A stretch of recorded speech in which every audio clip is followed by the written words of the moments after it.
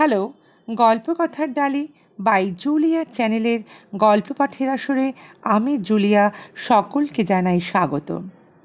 যারা আমার চ্যানেলটিকে সাবস্ক্রাইব করেছেন প্রথমেই জানাই তাদের অসংখ্য ধন্যবাদ। বয়োজ্যেষ্ঠদের জানাই আমার সশ্রদ্ধ প্রণাম। আপনাদের সহযোগিতা একান্ত কাম্য, তাই আপনাদের সকলকে আমি আমার আন্তরিক কৃতজ্ঞতা জানিয়ে শুরু করব আজকের নতুন পর্বটি। বিগত কয়েকটি পর্ব ধরে আমি আপনাদের শোনাচ্ছি বিখ্যাত সাহিত্যিক মানিক বন্দ্যোপাধ্যায়ের বউ সিরিজের বিভিন্ন বইয়ের কাহিনী। আজকে আমি আপনাদের শোনাব অন্ধের বউ, এই গল্পটি। আজ নবম পর্ব। চলুন শুরু করা যাক। অন্ধের বউ। বিবাহের 1 বছর পরে ধীরাজ অন্ধ হইয়া গেল। চোখের একটা অসুখ আছে, বড় বিপজ্জনক অসুখ সেটি। চোখের ভিতরের চাপ তাতে বাড়িয়া যায়। অবস্থা বিশেষে একদিনের মধ্যেই মানুষের দৃষ্টিশক্তি নষ্ট হইয়া যাইতে পারে সেই অসুখে। আগের দিনটা ছিল বিবাহবার্ষিকীর রাত। রাত্রিটা দুজনে জাগিয়া কাটাইয়া দিয়াছিল। সারা রাত কয়েক মিনিটের জন্য চোখ না বুজিয়া প্রতিদিন সকালে একেবারে সূর্যের মুখ না দেখিলেও রাত জাগাটা তাদের একটা অভ্যাস হয়ে গেছে, বলা যায় অভ্যস্ত হইয়া আসিয়াছিল। বিবাহের প্রথম বছরের রাত দুটোর আগে ফিসফিসানি শেষ হওয়ায় সাধারণ স্বামী স্ত্রীর পক্ষে স্বাভাবিকও নয় অবশ্য। ধীরাজ চোখে একটু যন্ত্রণা বোধ করিতেছিল, একটু ঝাপসা দেখিতেছিল, চোখ দুটি বেশ লাল দেখাইতেছিল। কিন্তু বিবাহের তিথিকে যথাযোগ্য সম্মান করার উৎসাহে ওসব সামান্য বিষয়কে তারা গ্রাহ্যও করে নাই। সুনয়না বলিয়াছিল,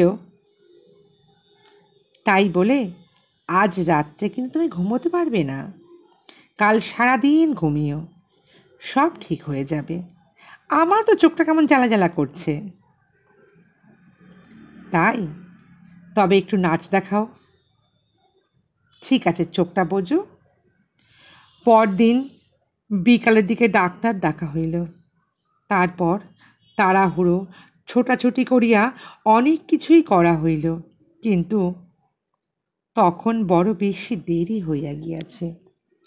ভোরে সুনয়নার হাত ধরিয়া ছাদে দাঁড়াইয়া নতুন সূর্যকেও ধীরাজ যখন ঝাপসা দেখিতেছিল, তখন সঙ্গে সঙ্গে ব্যবস্থা করিলেও হয়তো কিছু একটা করা যাইত।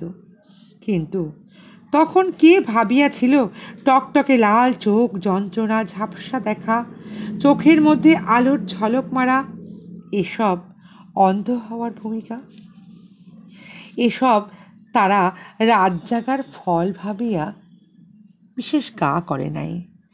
বিশেষজ্ঞ অনেক রকম পরীক্ষা করিলেন পরে, কিন্তু অপারেশন করিতে অস্বীকার করিলেন, বলিলেন আর কিছু করিবার নাই। পরদিন সকালে জগতের আলোর উৎস যথা সময়ে আকাশে দেখা দিলেন, কিন্তু ধীরাজ সেটা টেরও পাইল না। তার চোখের আলো চিরদিনের জন্য নিভিয়া গিয়াছে। চোখের ডাক্তার স্পষ্টই বলিয়া দিয়াছেন, রাত জাগা ধীরাজের অন্ধ হওয়ার কিন্তু আসল কারণ নয়। রাত না জাগিলেও হয়তো এটা হতে পারত। রাত না জাগিলে অবশ্য ভালো ছিল, কিন্তু তাতেই যে ধীরাজের চোখটা বাঁচিত তাও কিন্তু জোর দিয়া বলা যায় না। এ বড় সাংঘাতিক অসুখ, কত লোকের চোখ নষ্ট হইয়া গিয়াছে, কিন্তু মানুষের মন কি সহজে এসব যুক্তি মানিতে চায়? সুনয়নার কেবলই মনে হয় ওভাবে জোর করিয়া স্বামীকে না রাত জাগাইলেই হয়তো চোখের অসুখটা হইত না এত বাড়াবাড়ি।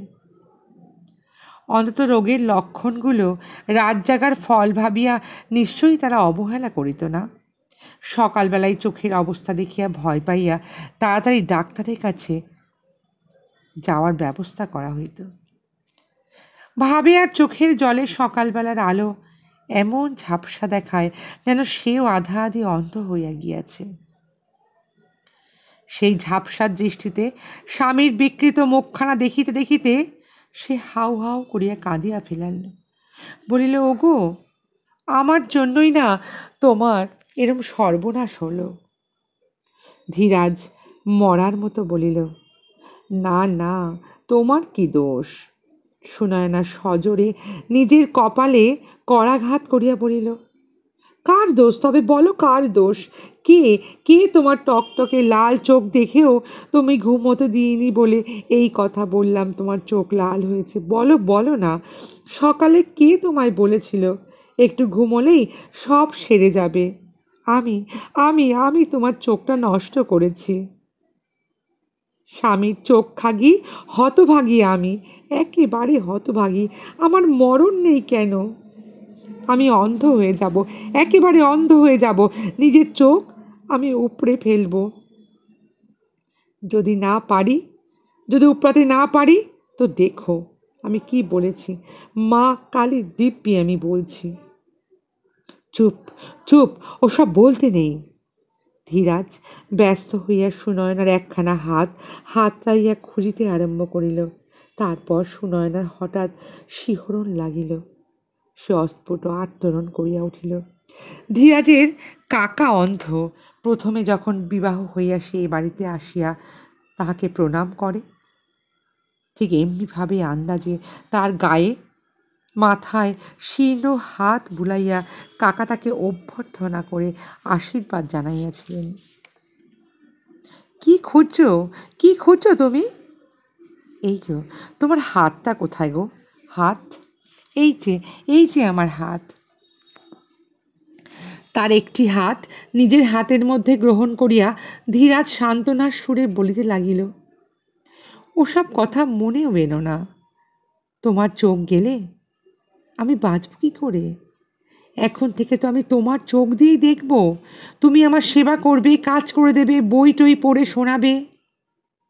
সুনয়নার হাত ছাড়িয়া দিয়া ধীরাজ তার মাথায় হাত বুলাইয়া দিতে লাগিল। সুনয়নার মাথাটা হঠাৎ এমন জোরে তার বুকে আসিয়া পড়িয়াছে যেন সে তার বুকে মাথা কটিয়া মরিতে চায়। সে অন্ধ হইয়া গিয়াছে। সান্ত্বনা আর সাহস পাওয়ার বদলে সে নিজেই অপরজনকে বুঝাইয়া আদর করিয়া শান্ত করিতেছে। এটা দুজনের কারোর কাছে খাপছাড়া মনে হইল না। ভালোবাসার এই অন্ধ ব্যাকুলতার মতো দুর্ভাগ্যের ভালো ওষুধ জগতে আর আছে কি? ধীরাজ বেশি ব্যাকুল হয় নাই। কতটা বজ্রাহত মানুষের মতো সে বিছানায় পড়িয়া আছে। মুখে বেশি কথা নাই, অদৃষ্টকে ধিক্কার দেওয়া নাই। কি পাপে তার এমন শাস্তি জটিল ঈশ্বরের কাছে তার কৈফিয়ত দাবি করা নাই। লোভী শিশুর মতো সকলের সহানুভূতি গিলিবার অধীর আগ্রহ নাই। এখনও সে যেন নিঃসন্দেহে বিশ্বাস করিতে চায় বা বিশ্বাস করিয়া উঠিতে পারে না, চিরদিনের জন্য সে অন্ধ হইয়া গিয়াছে। মনের তলে এখনও যেন তার একটু যুক্তিহীন অন্ধ আশা জাগিয়া আছে, হয়তো সব ঠিক হইয়া যাইতে পারে। ইতিমধ্যে সুনয়নাকে সে বলিয়াছে, তাছাড়া কি জানো, কিছুদিন পরে হয়তো আমি একটু একটু দেখতে পাবো, জানো। ভালো দেখতে পাবো কিনা বলতে পারি না, তবে চশমা টশমা দিয়ে হয়তো একটু ধোঁয়াশা ঝাপটা মতো কিছু জিনিস দেখতে পাবো। আধো ঝাপসা, আধো আলো, তবু দেখতে তো পাবো। বলো, খুব বড় একজন স্পেশালিস্টের কাছে যেতে হবে, জানো। ধীরাজের মনে যতখানি হতাশ জাগা উচিত ছিল, ধীরাজের কাছে আমল না পাইয়া তার সবখানি যেন সুনয়নাকেই আশ্রয় করিয়া তাকে আত্মহারা করিয়া দিয়াছে। ধীরাজের আফসোস আর হা হুতাশ যেন মুক্তি পাইতেছে তার মুখে। পরপর দুটি রাত্রি সে ঘুমায় নাই। একটি রাত্রি জাগিয়াছিল স্বামীকে সোহাগ করিতে, স্বামীর সোহাগ ভোগ করিয়া। আরেকটি রাত্রি জাগিয়াছে অন্ধ স্বামীর স্ত্রী হইয়া, জীবন কাটানোর বীভৎস অসুবিধাগুলোর কথা কল্পনা করিয়া। সারা রাত সে আলো নেভায় নাই। প্রথম রাত্রে তারা আলো নেভাই নাই দুজনে দুজনকে দেখিবে বলিয়া। পরের রাত্রে সে আলো নেভাই নাই অন্ধকারের ভয়। হাসপাতাল হইতে ধীরাজ বাড়ি ফিরিয়াছিল রাত্রি প্রায় 11টার সময়। শ্রান্ত, ক্লান্ত, ঘুমের নেশায় আচ্ছন্ন অন্ধ ধীরাজ এক বাটি দুধ চুমুক দিয়া খাইয়াই শুইয়া পড়িয়াছিল। শুইয়া পড়িতে তাকে সাহায্য করিয়াছিল বাড়ির সকলে, প্রায় সকলে বলা যায়। মা, বাবা, ভাই, বোন, পিসি, খুড়ি, ভাইপো, ভাইঝি, ভাগ্নে, ভাগ্নির দল। বাড়ির ঠাকুর চাকর পর্যন্ত দরজায় আসিয়া দাঁড়াইয়াছিল। শুধু আসে নাই ধীরাজের অন্ধ কাকা। ধীরাজের মার মৃদু কান্নার শব্দ শুনতে শুনিতে তখন সুনয়নার কানের মধ্যে হঠাৎ ভাঙা কাশির বেতালা আওয়াজের মতো কি যেন ঝমঝম করিয়া বাজিয়া উঠিয়াছিল। বিদ্যুতের আলোয় উজ্জ্বল ঘরখানা পাক খাইয়া অন্ধকার হইয়া গিয়াছিল। মূর্ছা নয়, মূর্ছা গেলে সুনয়না পড়িয়া যাইত, জ্ঞান থাকিত না। কিন্তু একটু তলিতে থাকিলেও এইখানে দাঁড়াইয়া সে প্রায় মিনিট খানেক চোখ দিয়াই যেন সেই ঘরের গাঢ় স্যাঁতস্যাঁতে অন্ধকার দেখিয়াছিল। মনের মধ্যে তখন বিভিন্ন শব্দ ছিল, তারপর সেগুলো থামিয়া গেল। বাহিরের কোনো শব্দ নাই, সেই শব্দকে সুনয়নার মনে হইয়াছিল সাময়িক অন্ধকারের অঙ্গ।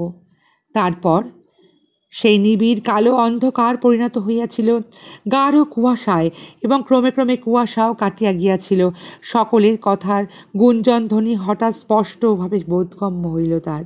কিন্তু এক অজানা আতঙ্কে তখন সুনয়নার বুকের মধ্যে ঢিপ ঢিপ করিতেছে। সে আতঙ্ক ধীরাজের চোখের জন্য নয়। চোখ যে তার নষ্ট হইয়া গিয়াছে সুনয়না আগেই সে খবর পাইয়াছিল। অন্যমনস্ক অবস্থায় হঠাৎ কানের কাছে জোরের শব্দ হইলে কিছুক্ষণের জন্য মানুষ যেমন বেহিসাবি আতঙ্কে অধিভূত হয়ে যায়, তেমনি কি জন্য যেন আতঙ্ক, তাও সে বুঝতে পারে না। চিন্তা শক্তি ফিরিয়ে আসিবার পরেও সুনয়না অনেকক্ষণ পর্যন্ত সেই রকম একটা আতঙ্কে যেন বিভব হয়েছিল। তাকে চমক দিয়া বাস্তবে টানিয়া আনিয়াছিল ঘর খালি হওয়ার কথা, অর্থাৎ ধীরাজের অস্ফুট প্রশ্ন, আলো নিভালে? আলো নিভিয়েছ? কেন নিভলেন আলোটা? এই প্রশ্ন সুনয়না অনেকবার শুনিয়াছে। শোয়ার আগে আলো নিভাইতে তা সে প্রায়ই ভুলিয়া যায়। ধীরাজই মনে করাইয়া দেয়। কাল এই পরিচিত সাধারণ প্রশ্নটি শুনিয়া আকস্মিক উত্তেজনায় তার দম যেন আটকাইয়া আসিয়াছিল। ধীরাজই তবে ঘরে আরও দেখিতে পাইতেছে? ধীরাজ সাড়া দেয় নাই। তখন সুনয়না বুঝিতে পারিয়াছিল ঘুমের অভ্যাস বশেই ধীরাজ ও কথা বলিয়াছে। ঘরে আলো জ্বালানো থাক বা নিবানো থাক, ধীরাজ তাকে সমানই ভাবে। বুকের অস্বাভাবিক ঢিপঢিপানি কমিয়া যখন স্বাভাবিক কান্না বুকের ভিতর হইতে ঠেলিয়া উঠিল, তখনও ধীরাজের ঘুম ভাঙে নাই।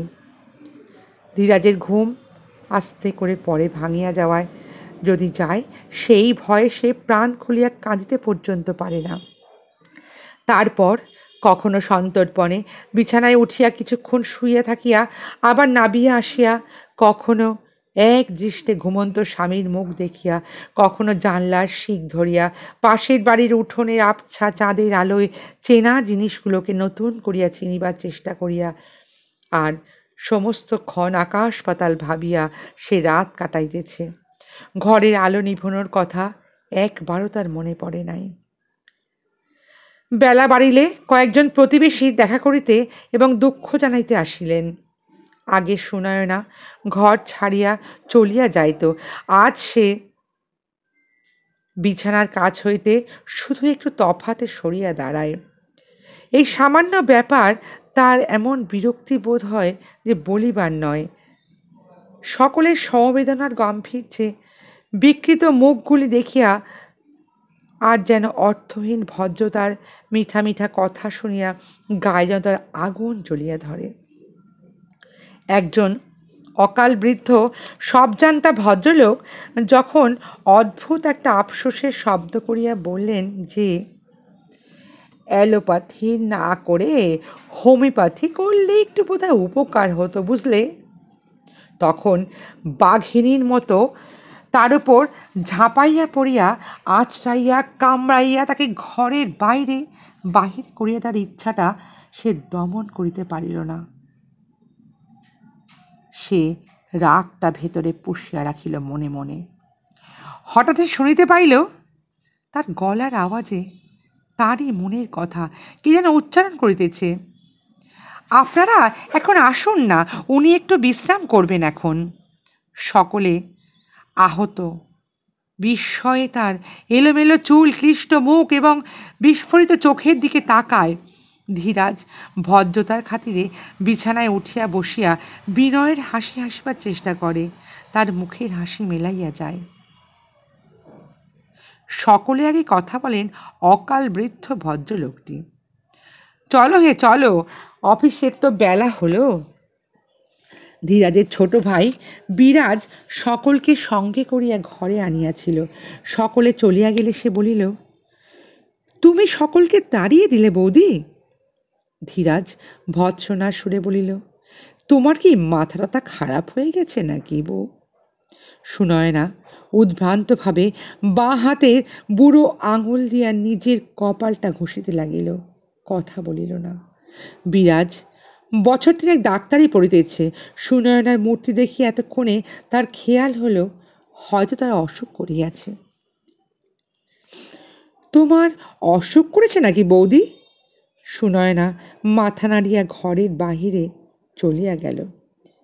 একটু পরেই বিরাজ গিয়া খবর দিল, যাও, দাদা তোমাকে ডাকছে। ঘরে ফিরিয়া গিয়া ধীরাজের পরিবর্তন দেখিয়া সুনয়না স্তম্ভিত হইয়া গেল। কয়েক মিনিটের মধ্যে তার মুখখানা যন্ত্রণায় বিকৃত হইয়া গিয়াছে। ডান হাতে সে নিজের চুলগুলো সজোরে মুঠো করিয়া ধরিয়া আছে। সুনয়না সবয়ে জিজ্ঞাসা করিল, কি হয়েছে? ধীরাজ অস্বাভাবিক চাপা গলায় বলিল, তোমার তোমার অসুখ করেছে তো? আমি টের পাইনি ভেবেছ না? বিরাজ না বললে আমি কিচ্ছু জানতে পারতাম না। এবার থেকে তোমার অসুখ করবে আর আমি কিচ্ছু জানতে পারবো না, তোমাকে খাটিয়ে মারবো, বকবো, তাই না? ধীরাজ হঠাৎ যেন আর্তনাদ করিয়া উঠিল, ঠকাও ঠকাও ঠকাও, তুমিও আমাকে ঠকাও, চোখে তো দেখতে পাই না, যা ইচ্ছা তাই বলে কচি ছেলের মতো ভুলিয়ে দাও আমাকে, বলিয়া ধীরাজ কাঁদিতে আরম্ভ করিল।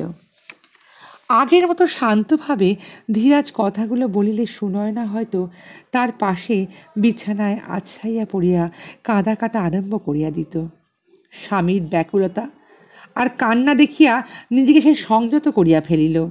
ধীরে ধীরে পাশে বসিয়া স্বামীর মাথাটি বুকে চাপিয়া ধরিয়া কয়েক ঘন্টা আগে ধীরাজ যেভাবে তার মাথায় হাত বুলিয়া দিয়া সান্ত্বনা দিয়াছিল, তেমনিভাবে এখন তার মাথায় হাত বুলাইয়া দিতে দিতে বলিল, ওরকম করো না, পাগল হয়েছ তুমি, তোমাকে আমি ঠকাবো? ঠাকুরপো কি কাণ্ডজ্ঞান আছে নাকি? ভাবনায় চিন্তায় রাত জেগে মুখটা একটু শুকনো দেখাচ্ছে। অমনি ঠাকুরপো আমাকে বলে দিল আমার অসুখ হয়েছে। অসুখ হলে কি আমি বলবো না তোমাকে? কিন্তু বিরাট যে বলল তোমার নার্ভাস ব্রেকডাউনে উপক্রম হয়েছে। হ্যাঁ, ঠাকুরপো তো মস্ত বড় ডাক্তার। এমন সময় আসিলেন পিসিমা। সুনয়নার দিকে কেউ নজর দিতেছে না বলিয়া বিরাজ বোধ হয় বাড়ির সবাইকে খোঁচাইয়াছিল। ঘরে ঢুকিয়াই পিসিমা বলিতে আরম্ভ করিলেন, নাওয়া নেই খাওয়া নেই, তুমি কি আরম্ভ করেছ বৌমা? কাল থেকে উপোস দিচ্ছ, এও স্ত্রী মানুষ, এরম করলে কি হয়? পিসিমার পিছনে পিছনে কাকিমাও আসিলেন। তিনি তাড়াতাড়ি বলিলেন, আহা আহা, থাক থাক, এসো এসো বৌমা এসো, একটু কিছু খেয়ে নেবে চলো। কাকিমা একটু গম্ভীর চুপচাপ মানুষ, কারোর সঙ্গে বেশি মেলামেশা করেন না। এতদিনে মানুষটাকে দেখলেই সুনয়নার বড় মায়া হইত। মনে হইতো, আহা, 10-12 বছর বেচারি অন্ধ স্বামীকে নিয়ে ঘর করিতেছে। আজ কাকিমার শান্ত কোমল মুখখানা দেখিয়া তার গম্ভীর তার যে বিতৃষ্ণা বোধ করিতে হয়েছিল। আন্তরিক মমতা ভরা কথাগুলো শুনিয়া মনে হইল তার সুযোগ পাইয়াই বোধহয় তিনি এমন করিয়া বলিলেন। ব্যঙ্গ করিতেছেন তিনি।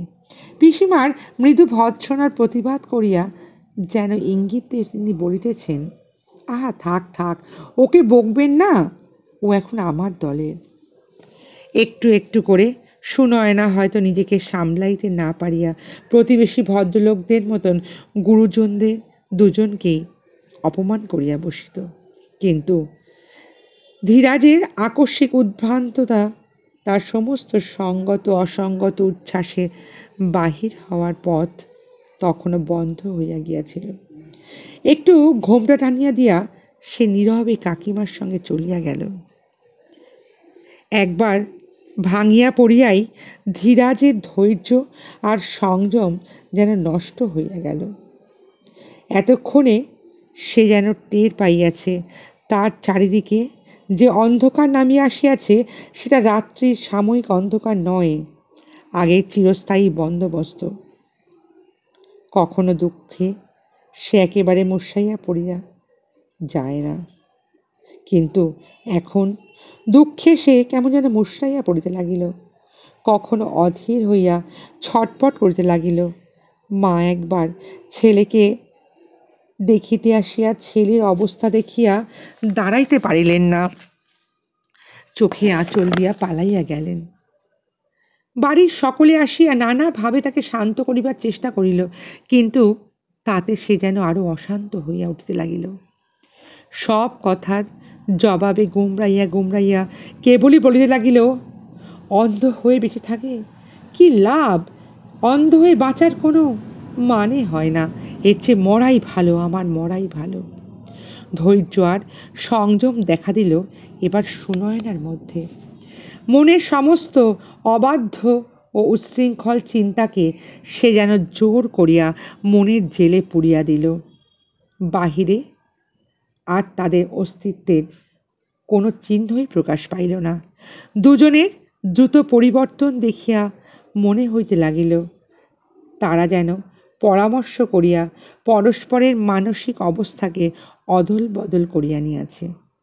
ধীরাজ যতক্ষণ শান্ত ছিল ততক্ষণ পাগলামি করিয়াছে সুনয়না। এবার ধীরাজকে পাগল হওয়ার সুযোগ দিয়ে সুনয়না আত্মসংবরণ করিয়াছে। কেমন লাগলো বন্ধুরা? যদি ভালো লাগে তাহলে প্রতিবারের মতো লাইক, শেয়ার, কমেন্ট করবেন। আর এখনও যারা আমার গল্পকথার ডালি পরিবারের সদস্য হননি তারা একটা সাবস্ক্রাইবের মাধ্যমে আমার গল্পকথার ডালি পরিবারের সদস্য হবেন। খুব তাড়াতাড়ি নিয়ে আসবো আমি আগামী পর্ব। সকলে সুস্থ থাকবেন, ভালো থাকবেন। আজ তাহলে এইটুকুই। টাটা।